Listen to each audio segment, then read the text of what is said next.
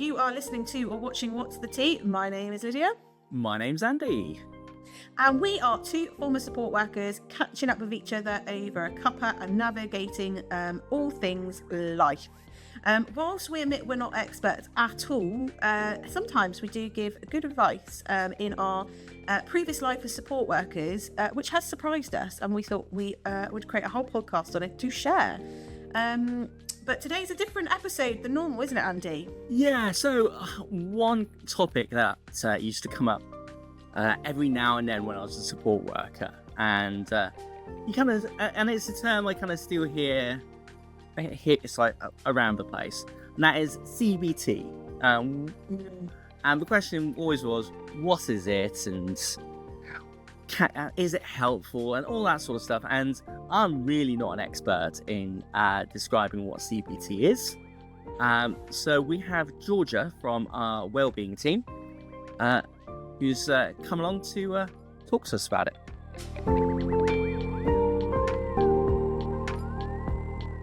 Hi, Georgia. Thank you so much for coming and joining us on our podcast. Just for the listeners and watchers at home, could you just say what your job title is and what you actually do for us at YMCA Exeter? Yeah. So I am a children's wellbeing practitioner, which basically means that I teach low-intensity cognitive behavioural therapy to children and young people aged 5 to 18. I'm part of community projects, so it's one of the projects within that, the CWP team, and there's about 8 of us that are doing that currently. Yeah. Amazing. It's so needed. Cognitive behavioural therapy. Yeah, it's a bit of a mouthful, isn't it? Yeah. Generally known as CBT. Yes. Cool. Yeah, CBT for short, but what we do is low intensity. Low intensity. Yeah. Fab. But just wanted to kind of ask that because questions will be around CBT and just for time's sake, just to abbreviate it. And I think a lot of our listeners and watchers at home will only know it as CBT because services that offer that service, typically for adults, always call it CBT rather than the full name. So what is actually CBT? Like you said, it's cognitive behavioural therapy, but what does that actually mean? Yeah, so CBT is looking at your thoughts, which is your cognitions, and then behaviours, and it's looking at the cycle of how our thoughts and our behaviours can make us feel, and kind of the aim is to try and break that cycle from a negative cycle into a more positive one. So what we'll kind of look at is maybe trying to change the thoughts, trying to prove that maybe those thoughts aren't true, perhaps, or maybe trying to change the behaviours. For example, if you struggle with low mood, you might be stopping to do the things that once brought you joy. So the aim is to try and get you back to doing those behaviours, to try and shift that cycle into a positive one. Okay, amazing. Awesome. Why is CBT used so much, particularly around children's and young people's mental health? Yeah, so it's really practical and skills-based. So you will learn a series of different kind of practical tools to help you to better manage your mental health. So it's quite a popular one because it's got a massive evidence base behind it to prove that it works. And it's basically teaching you skills that you'll go home and practice. So the main aim within CBT as well is that you kind of go home and do a home task where you're putting the skills into practice in a real world situation where you're struggling. And the more that you do that, the better those skills become, the easier it is to then challenge those thoughts, perhaps, or those behaviours. Like avoidance, for example, you might be avoiding a situation. And so we teach them how they can try to not avoid that and what they could do, maybe a little experiment to see whether they feel as anxious, perhaps. And they can kind of go and do that in their home task, and then they come back and review it with us and they say, how did it go? Did your thoughts come true? That sort of thing. So there's a lot of evidence that it works. It's really practical. It's short term as well. So quite often a lot of children don't necessarily need that high intensity support that somewhere like CAMS can offer, but actually they just need that early intervention prevention work, which is what we offer. So we'll kind of have that more mild to moderate anxiety that we'll work with. And it just works really well for that. And it's really easy and accessible, and it makes a lot of sense. So yeah, it just gives those really practical skills. Awesome. How does CBT differ from just talking about your feelings? And I think the word counselling is often referred to just talking about your feelings. Like, how does that differ? Yeah. So we do still talk about feelings because obviously the way that we feel is part of that cycle as well. But it's a lot more structured than counselling, for example. So that is a safe space to kind of explore. And you often within counselling as well will look at kind of the past and how some of that can affect how you're feeling. Whereas what we do is looking very much at the here and now. What can we support now? How are you feeling now? And your feelings can also fuel that cycle of maybe some of those negative thoughts. You know, the more sad you feel, the more perhaps negative thoughts you might feel about yourself. And then that will lead to you then maybe avoiding, again, withdrawing from friends or withdrawing from family, wherever that might be. And so those feelings can impact, but it's not the main thing that we kind of look at. We're looking at the here and now and kind of those thoughts and those behaviours. So it differs slightly in that way. And again, like I said, it's more structured. So you're kind of going through a series of kind of tasks within the sessions. So you do have lots of space to talk, but it's not, you know, in that same way that you maybe would in a counselling space, if that makes sense. Like, you know, the typical one I think everyone sees, like it's portrayed in TV, is like you go, you know, what happened? And then it's like, how did that make you feel? How did that, you know, that go-to phrase that always talk about counselling. It's more that, isn't it? It's like more free-flowing and just go where the thought pattern kind of goes. Whereas, like you said, CBT sounds more structured. You know, you've got like sessions in mind for each time you meet of what you're going to go through. And each session there's like another skill that we add on, so we like break the interventions down. So basically we call them our toolkits. Okay. So like this week we'll learn this part of the toolkit, and so you kind of break it down, and then you do, you know, we will talk, how did that make you feel? What do you think you could do next time? Like, what do you think might be keeping this cycle going? So we kind of talk about it in those kinds of terms, which is really helpful to help the young person identify, oh yeah, like I did that thing again, which means of course I'm going to still feel anxious because I think that thought's true, or whatever it might be. So it's really practical helping. It's not just, you know, sitting on a sofa like you see in the movies. lying there, no, Boston, yeah, notes, yeah, definitely. So you mentioned a few times about it looking at the now. Mm-hmm. Is CBT something that kind of works quickly, or does it take time? It takes as much time as the young person puts the effort in. Okay. So if they're coming in and they're doing their home tasks, they will prove to themselves a lot quicker that either their thoughts aren't true, or perhaps they did come true, but actually they can cope. So the more they put themselves out there and do their home tasks and they practice the skills and understand how to do them, the quicker they'll start to see those changes. So home tasks are really important in CBT, but I think so often they're like, oh, I don't really want to do that. Or maybe it feels too tricky. So we kind of go at the pace of the young person. It is short-term support. So we do only offer 6 to 8 sessions for low-intensity CBT. So sometimes we see amazing stories. Like I've had some clients that have made so much progress in those 6 to 8 weeks. Some have ended up needing to go for a bit further support, but that can be due to what their anxiety is in the first place. Or maybe they found maybe home tasks a bit tricky. So there's no kind of quick term like changes. It really just depends on the pace at which they can work themselves, and we tailor it to their pace as much as we can. I guess that's the case for, I guess, all kind of talking therapies, isn't it? It's, you know, some people might pick up things really quickly, but also, you know, I've experienced CBT and counselling in my lifetime. Both do offer kind of home tasks and homework. Yeah. Like you said, if you don't put the work in between the sessions, yes, you're going to delay that kind of progress that you're going to see and not pick things up or notice the changes as quickly or as effectively. Definitely. Are we skipping that one? Sorry, kind of. Yeah, I've kind of done that. So you kind of already kind of touched on this a little bit, but can you give an example of how thoughts, feelings and behaviours connect and what that might look like in a presentation with a young person?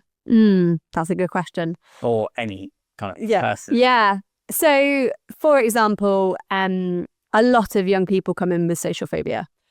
Which is really common in young people. I mean, I know I also felt socially anxious when I was a young person. So they might, for example, feel like the spotlight's on them. So that's kind of what social phobia is looking at, feeling like they're in the spotlight, people are judging them. So often a young person might have the thoughts like, I don't want to put my hand up in class because I think people are going to laugh at me, or they're going to I'm going to get the question wrong, for example.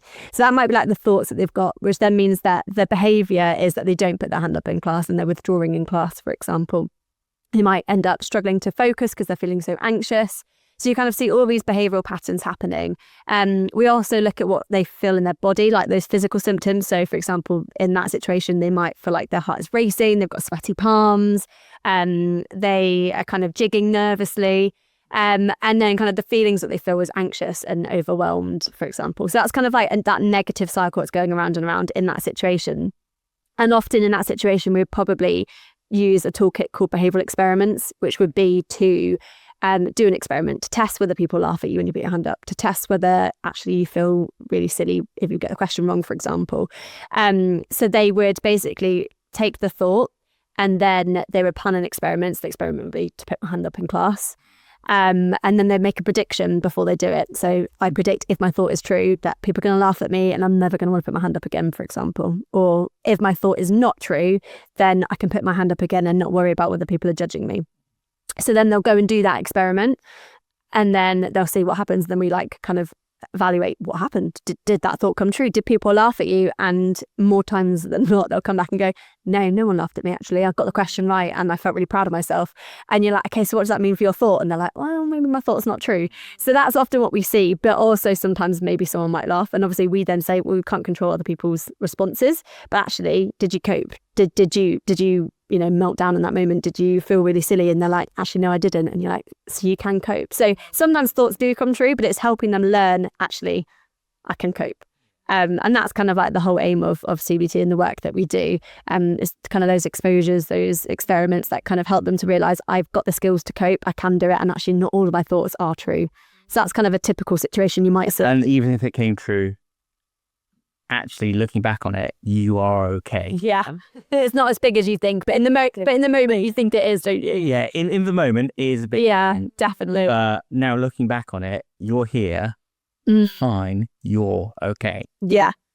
I just wanted to touch on something you said. You said social phobias. I think it's the first time I've heard that normally we use the word social anxiety and we're working with young people.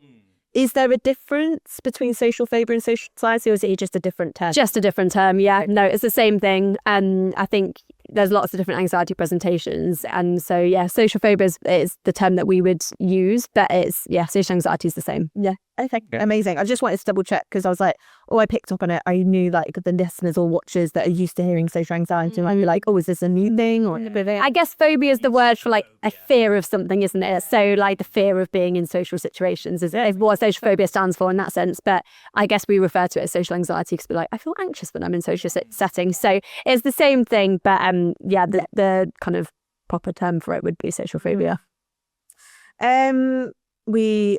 George is so great that she's answered our next few questions. Yes, so I'm kind of looking at our questions going, which is a ton of covers.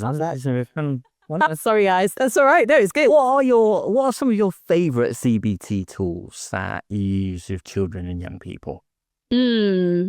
So one of my favourites is creating like a worry monster or a worry jar. You might have seen on the Instagram a while ago me and Fizz, which is my worry monster I created. But we often, young people, particularly younger age, because we do work with 5, not all services will work as low as that. Some will only do secondary school age or kind of 8 and above. So we are one of the only services that actually offer as low as 5 years old. And quite often those children will struggle to, some of the skills that they have to do is to write down thought diaries, for example. Which, to try and write down a thought diary really like 5 is like, that feels quite impossible. So what we do is kind of do more creative adaptations. So we'll think about writing rating worry jars or worry monsters where you feed your worry to it. It's like a way of letting go of those worries. So one of my favourite tools is doing that, to create those worry jars. I once had a client who was just fantastic, and the mum got really involved as well in the process. She's like, what we're going to call it? What's the name of the jar? And the kid's like, Chris. And we're like, great. So like every week he came in and went, what did you collect in Chris this week? And it was just great because it gave it fun. It kind of gave him a sense of like understanding what he was doing. He loved putting stuff into Chris. Oh yeah, Chris collected loads of thoughts this week, and it was just great because it helped the young person understand what they needed to do. It made it fun. It made it accessible. So things like that are really, really helpful. And then kind of, other tools that we use, worry diaries are brilliant as well for older kids. And often we create like fear ladders as well, which help them to kind of rank where their fears sit in different situations, which is really helpful for us to work in a really like structured way, that we don't send them into the most fear, anxiety provoking situation at first. We kind of start off at a lower end to try and help them build their confidence as well. So all those kinds of skills are really, really helpful. Yeah, it's great fun. Yeah, that sounds great. Are there any CBT activities that young people could actually try at home themselves? Like, not necessarily, no, also I'm not saying the whole CBT practice, but like, is there some little things that they can do at home to help themselves that are, you know, based from CBT practices? Yeah. I think if they're struggling particularly with kind of anxious thoughts, like writing a worry diary is so helpful because it can enable you to identify what kind of, if there's like themes that are cropping up where you're noticing you're feeling most anxious, because sometimes that's, you know, they come in and go, I don't know. And actually like trying to work out where do you feel most anxious can be really helpful, looking for those themes. So doing a worry diary can be super helpful. And I think like the behavioural experiments, like I was saying, it's quite a simple kind of way to test those anxious thoughts. There's so much like self-help stuff out there on our website as well. We've got self-help resources where some of these toolkits are actually like online for them to just access themselves if they don't want to work with someone, or if there's a long wait list or whatever it might be. So they can access a lot of those things themselves. Kind of doing a bit of worry time, where those worries that you can't fix, you set aside a time where you'll worry about them, and then actually the rest of the time you say, nope, it's not worry time anymore. I'm not going to think about those worries. So like kind of learning to pause on your worries and then sending a specific amount of time, 10 minutes max, like worrying about those things you can't solve can be really, really helpful. And like learning just general kind of problem solving skills as well can be really helpful for them. Or like breathing and calming like skills. There's We Heart CBT has so many resources on like belly breathing and finger breathing and all these different techniques to help young people learn to breathe, because often actually that helps us ground ourselves and we realize our thoughts aren't as scary as we think they are. So like one of the biggest things I would say is find a way that you can learn to relax when you're out and about and you're anxious.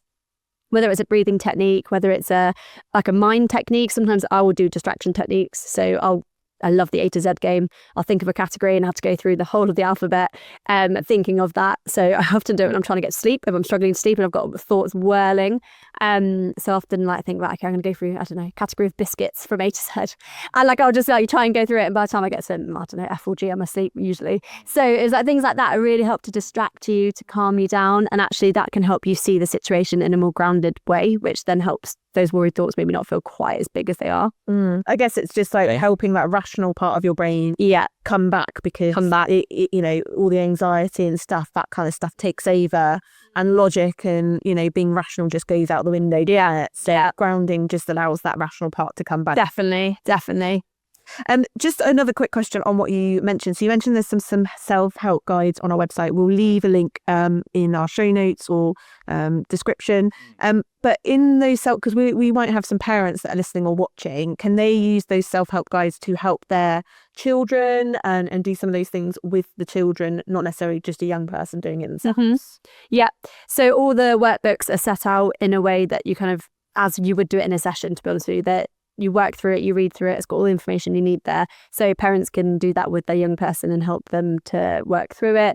I say actually it's so important for parents to be involved. Statistically, it shows that there's a greater improvement in young people when parents are involved in the care, because they've got that support, they've got like the parents often understand their child better than we do. We spend an hour with them in a session a week. Parents are with them all the time. They see when they may be more anxious than they realise, and they can be like, hey, remember that skill you learned? Or hey, remember this? And actually they can help the child put that into practice more often. So it's super important for parents to be involved, and they can access that through the website. There's also places like Parental Minds that are really great at helping support parents as well, understand how to help their young person. There's so much information out on the website, websites like Young Devon as well, that have got like support particularly for parents' young minds. So definitely worth having a little look themselves as well into it. And there's a fantastic book called Helping Your Child with Their Fears and Worries by Cathy Creswell, which is the book that we do when we do parent-led CBT. So when we work with the parents, perhaps if the child's too young, we'll work one-to-one with the parent instead. And honestly, I just can't speak enough about that book. It is fantastic. And it gives it kind of works alongside all of our interventions. It's very similar. But it's basically written in the most easy, accessible way for parents to read and go, okay, how can I support my child? How can I ask them curious questions about their anxiety or whatever it might be? So I definitely recommend, if there's any parents with kids struggling, like grab that book. You can listen to it on Spotify, you can get it on Amazon. But it's brilliant. It's such an accessible book, and it really helps you to support your young person. Great. Can I ask a more negative question? Can I bring the tone down a little bit? And I know. Do you ever kind of hear young people say something like, CBT doesn't work for me? And what do you say to them? I've definitely had a few clients that have been like, what if this doesn't work? And they're kind of spiraling before they've even started. Or they'll be like, this isn't working, there's nothing changing. And it's really tricky, to be honest, because it does work for anxiety, but there are some presentations that maybe it doesn't work maybe not as effectively. But I also think it's a lot of the time, I'm like, have you done your home task right? And they've often not, or they've not done it enough, so they've not seen the changes. So for example, one of our toolkits is called exposure and habituation, which is where you have to expose yourself to your feared thing as many, like, we tried to aim to get them through it like 6 times. Which sounds really scary. It sounds really scary. Say it's spiders, you've got to say, Yeah. I do. I also screamed the other day when I went to put my hand in a bag of compost and there was a spider, and honestly, the scream was so loud and my husband came running out like, what's wrong? It's just a spider. But I'm not a big fan of spiders, so I probably should do this for myself. But it's basically where you would, work up a ladder and you start to expose yourself. So at first you might look at pictures of a spider. And then you've got to keep staring at it until your anxiety like halves, for example. And you've got to repeat it. So often I get clients going back and they've done it twice. And I'm like, do you feel any less anxious? And they're like, no. And I'm like, yeah, well, you did it twice. I've told you need to do it at least 6 times. So sometimes it is that maybe they haven't done enough of that thing to see it. Sometimes the progress is just really slow. Like anxiety there's so much to it. There's so many layers. Sometimes it's not just one anxiety presentation they've got. They might have, multiple things. And so we're only focusing on one, so they might not notice those other areas reducing because we're single streamed. We work on just one element. And so I think they kind of feel like there isn't changes, but we have to really like celebrate the wins and say, yeah, but hang on, do you remember that thing used to feel really tricky and now that doesn't? And like, oh yeah. So I think there are definitely some people who maybe it doesn't work for, and it isn't always the right support. Sometimes they need counselling or a different kind of therapy that would support that. But often there's so much complexity to it that because we look at just one area, they feel like things aren't changing when actually they are. It's just in a smaller way than they would like to see. yeah. And I think also, what I've always said to young people that have said, oh, I don't want to do CBT because it's too structured or whatever. I've always said to them though, like, you don't know what you're going to learn that might be helpful. So it might not get you to a point where your mental health is manageable or you've got diagnoses that require more intensive therapy. But CBT can give you tools to manage the symptoms of your more severe kind of diagnosis. So, not just your depression, anxiety, but, if they're symptoms of a bigger illness or difficulty, like you said, like learning those like breathing techniques and, questioning those thoughts and things and behaviours can sometimes be helpful to help symptoms of a larger illness that they might have and require more intensive therapy. So I always say don't knock it until you've tried it. Yeah, it doesn't work. There's there's so many therapies, isn't there, that you can do. Yeah, definitely. And I think one of the group therapies that I run, which is called Grow for Good, there was a couple of our young people that were in that last year when I was running it, that they were doing counselling, but they were doing this alongside. Actually, their counsellor's like, hey, like it would be really good for you to do because it will teach you the practical skills. So they've got the therapy space of counselling to kind of process maybe things in the past and some of those feelings maybe in a deeper way. But then they came here and learned practical skills. Okay, when I have these thoughts, this is what I can do. And actually, one of the young people was like, oh my goodness, like I went back and I told my counsellor and actually we were going to go and do this activity, which is putting kind of what you've taught me into practice, but in a different way. And it's going to be really therapeutic. And it was just really beautiful to see actually that they work really well together. And yeah, I mean, it's not everyone's cup of tea being structured, but actually learning those skills massively helped this young person while she also had a space to speak about some of those deeper things with a trained counsellor. So, it's not for everyone, but I think those skills can all like be so helpful. Like you said, even if it's just breathing, learning how to control some of those emotions by calming yourself down and learning ways to get some of those anxious thoughts out, whether it's writing them down, whether it's speaking to someone, whatever that might be. Like it's just really helpful tools that can really make such a big difference. Easy. So Grow for Good, that's our kind of CBT group for young people? 18 to 25, yeah. To 25. And that's open.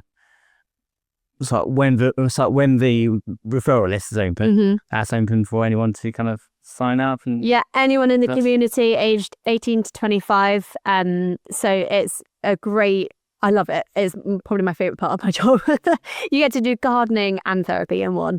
So it's again learning all those practical skills from different interventions, so different toolkits. We take a little bit from each, put it together, but we mirror all those skills within gardening. So when we look at negative thoughts, we think of them like the weeds. And so that week we kind of do a bit of weeding, but it's getting people out in the garden, very kind of therapeutic in this lovely space that we're growing seeds, and the excitement. Some of the last guys were like, oh my goodness, like my courgettes are growing, or whatever it might be, and it's so lovely to see, because actually a lot of them never been in a garden before. So it's a really special group that we run, and we're trying to do that 2 to 3 times a year.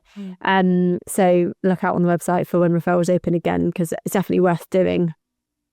Amazing. I'm going to go to the last one, because I feel like all the other questions have been answered. Are you happy with that, boss? Sorry, I've been too efficient. It's good. It's good. It's good. Are you happy with that? Oh, if pausing so I can cut out that last moment. If we had young people who could do a CBT, how would they go about accessing our services? Yeah. So on our website, if you go onto the CWP section, there is a button that you can click on where you can click on it and it will take you to a referral form. And then you just fill out the referral form questions, and that will come through into our inbox. And then we go through a process called screening, where we just check whether the referral, from what we've got on your referral information, is it appropriate, do we think, for CBT? So the more information you can put on that, the better, just because it gives us a bigger picture as to whether we think we'll be the right support. And if not, we always signpost to the right place. If not, we'll always give options where you could go. But once it's gone through a screening process, obviously we do have a wait list, so sometimes there's a little bit of a wait, but we then get in contact and we'll invite you for an assessment. And in that assessment, we'll go through a little bit more detail. What's kind of the main difficulty? What's that impacting? All that sort of thing. Create some goals that we'd like to maybe see change. So if I didn't feel this way, what would be different? And then we would pick what intervention we think is the best one to best support the difficulties going on for the young person. So all that information is on the website.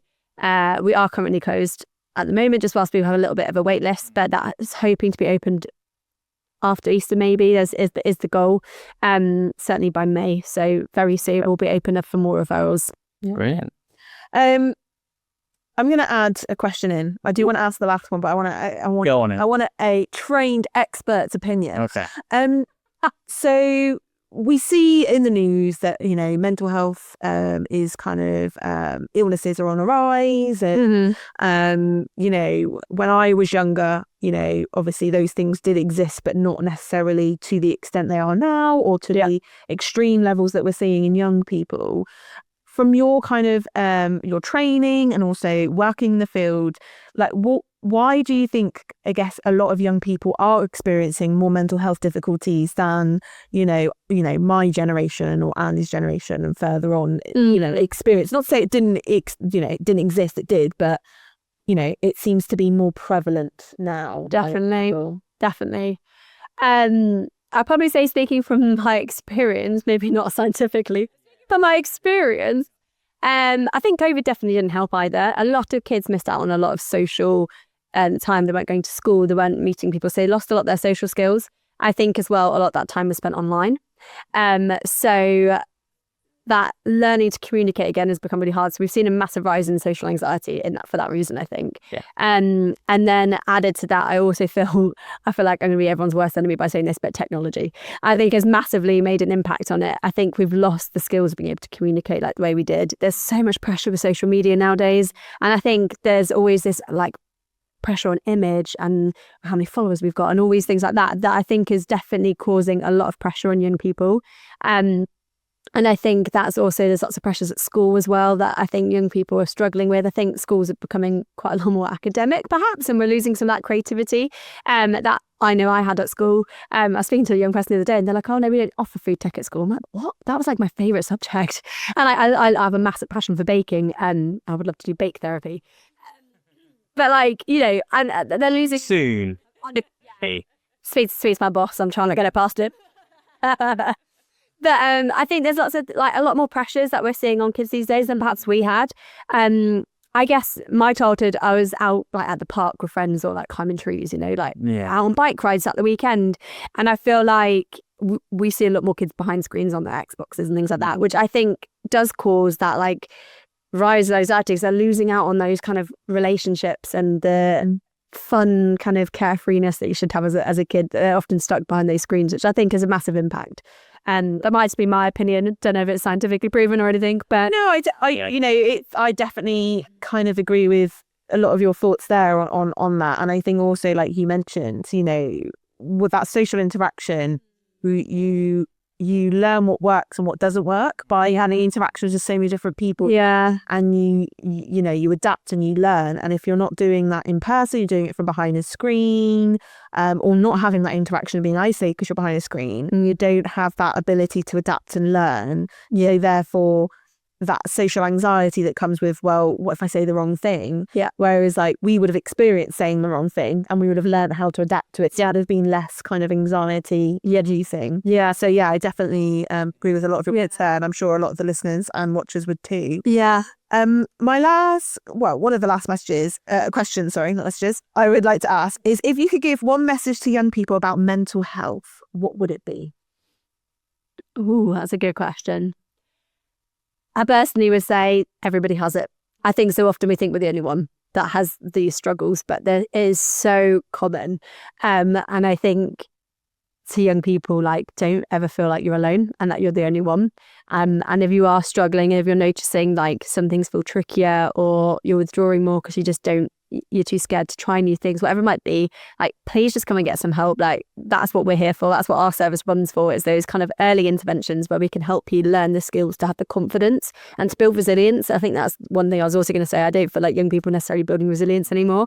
And because it's harder to, because it's easier to withdraw, it's easier to hide away at home or whatever it might be. And actually, coming here and learning these skills can give you that space to learn and to build that resilience and that confidence that actually you can cope and you're going to do amazing. I think there's this myth that not everyone has mental health issues or whatever it might be, but we all have mental health. We all have brains that can feel anxious at times, and it's so normal.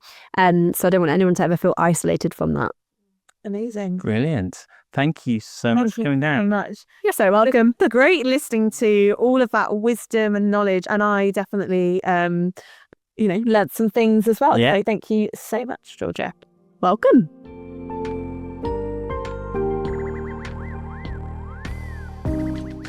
So there you have it, guys. That is our wonderful Georgia talking everything CBT and answering our many questions that we had.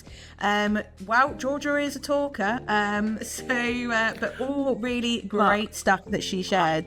I have to admit, I'm fairly certain there's at least one point when I was like, there's just so much kind of good kind of knowledge about CBT kind of coming out, and I was just kind of listening and kind of just going, whoa, this is possibly my favourite interview that we've done. Oh, 100%. Nothing against our previous interviews at all. But I just think Georgia's just got a way of, I think, educating people in such a charismatic way that you're just in awe of everything that she says. And I definitely know that some of the conversations I've had with young people, similar to what you said at the start of this episode, Andy, that a lot of young people that we came across didn't really know what CBT was or what it entailed. And I just think this episode is going to be so helpful in our current support workers' roles to be able to educate young people, but also help educate those that are listening out or watching back at home. Yeah, so with that in mind, today's been all about CBT. So no weird news this week. So thank you for listening and or watching. To watch see, please don't forget to subscribe to us on your favourite podcast provider or find us on the YMCA Exeter YouTube channel. Catch you next time. Bye, guys.